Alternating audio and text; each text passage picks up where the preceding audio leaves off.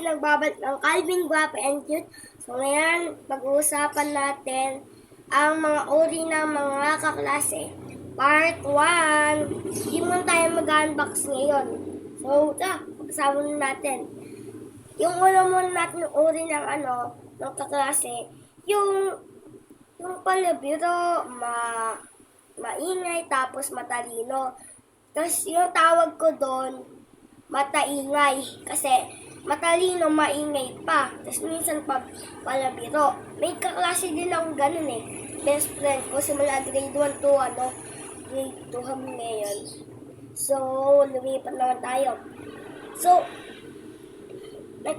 nagka-best friend na ba kayo? Kaklase na ba kayo na na late sa usapan? Wait.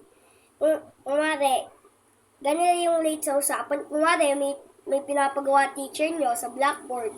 So, hindi alam ng kaklase mo kung anong subject yun. Diba, tawag dun late. Late sa usapan. So, next naman, yung uri ng kaibigan. Yung mag-best friend talaga kayo. Yung mag-best friend. Tapos, nagkokopyahan kayo. Tapos yung never pa kayong hindi nag-away pa, gano'n. Yung isang kasing kaklase, nung grade 1 puro away.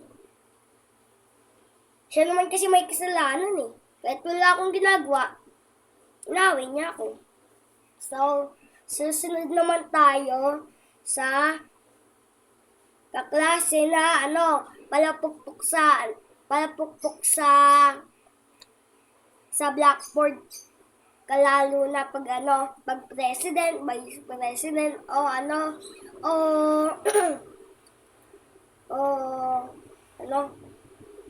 basta, mga ganon. Yung nagingay ka, tas bigla ka na magulat, may pupukpok na. So, wag kayong magingay. Ako, hindi ako nagingay sa school kasi vice president ako. So, nananaway lang ako. So, next naman yung uri ng kaibigan na hindi magets yung ginagawa. Kunwari, kakasabi lang ng teacher nyo kung paano gagawin yung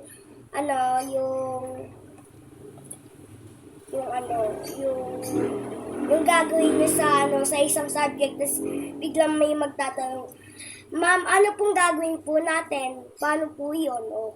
Diba? Ang weird. So, pag-usapan na lang sa susunod yan, maghintay kayo sa part 2. Bye-bye! Ay, saka nga pala, malapit ko nang ma-end yung video. Muntik ko nang hindi masabi na don't forget to like, share, and subscribe. So, see you sa next video ko. Tapos, pag nanonood ka dito, share nyo ito sa kaibigan nyo na mahilig manood ng mga videos, mga vlogs, mga ganon. So, yun lang guys. Bye-bye!